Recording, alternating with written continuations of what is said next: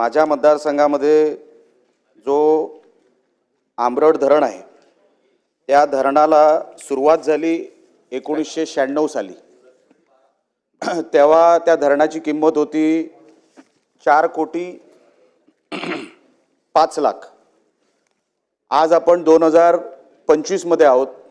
आज त्या धरणाची किंमत 34 कोटीच्या वर गेलेली आहे।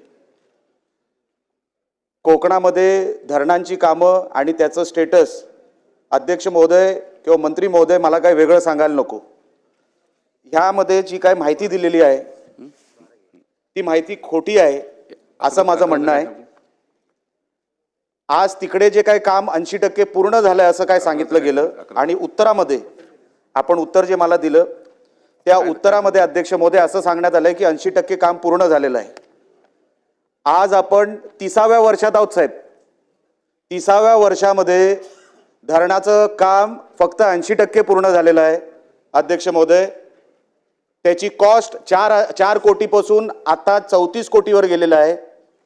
तरी उत्तरामध्ये असं आलंय की सदर कामाबाबत चौकशी करण्याचा प्रश्नच उद्भवत नाही। मग आम्ही काय प्रश्न विचारायचे आहेत अध्यक्ष महोदय? एवढ्या मोठ्या कालावधीमध्ये 30 वर्ष आणि कारण काय दिली आहे? भूसंपादनाची। भूसंपादन झालं कधी? 2005 ला। पैसे किती मिळाले? 71 लाख रुपये। त्याच्यानंतर कारण दिले जीएसटीचं। जीएसटी लागू कधी झाला? आता काही वर्षांपूर्वी। 30 वर्षापूर्वी जीएसटीचा काय संबंध होता? अध्यक्ष महोदय, हे जे काय उत्तर आहे या उत्तरावर आम्ही प्रश्न काय विचारायचा हा माझ्या समोर आता प्रश्न तयार झालेला आहे। 30 वर्ष एका प्रकल्पाला होतो, अजूनपर्यंत फक्त 80% काम पूर्ण आहे आणि त्याच्यानंतर कुडाळ तालुक्यामध्ये असं सांगण्यात येतं की 4 पैकी 1 काम झालेलं आहे, 3 कामं प्रलंबित आहेत। 1 काम जे झालं वर्धा धरणाचं, मागच्या वर्षी ते धरण पडता पडता वाचलंय साहेब आणि ते एका वर्षाच्या आत 1च वर्ष पूर्ण झालं आणि ते धरण पडता पडता वाचलेलं आहे। ते परत एकदा जसं चिपळूणला झालं तशी परिस्थिती इकडे होणार होती, पण कसं तरी ते अधिकाऱ्यांनी वाचवलं असेल, ठेकेदारांनी वाचवलं असेल, मला माहित नाही। मालवणमध्ये जे सांगितलं, माझ्याच मतदारसंघामध्ये 2 धरणं पूर्ण झालेली आहेत, अजिबात नाही, एकही धरण पूर्ण झालेलं नाही 3 पैकी।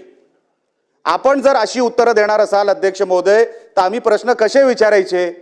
कुठल्या विषयावर प्रश्न विचारायचे? अच्छा, सॉइल टेस्टिंगच्या नावाखाली मंत्री महोदय जे अधिकारी आहेत तुम्ही माहिती काढून घ्या। सॉइल टेस्टिंगच्या नावाखाली 20-20 लाख रुपये काढतायत। सॉइल टेस्टिंग खरोखर होतंय का तिकडे? बघून घ्या। जिओग्राफिकल सर्वेच्या नावाखाली लाखो रुपये काढले जात आहेत। जिओग्राफिकल सर्वे होतोय का तिकडे? अध्यक्ष महोदय, मी प्रश्नावर येतो, पण साहेब हे सांगितल्याशिवाय प्रश्न विचारताच येणार नाही। कोकणामध्ये मागचे 12-15 वर्ष धरणच झालेली नाहीत। 4 पैकी जे काही 4 धरणं मोठी आहेत, मग मध्यम आणि लघुची धरणं आहेत, धरणच झालेली नाहीयेत। मग पैसे कुठे चाललेत?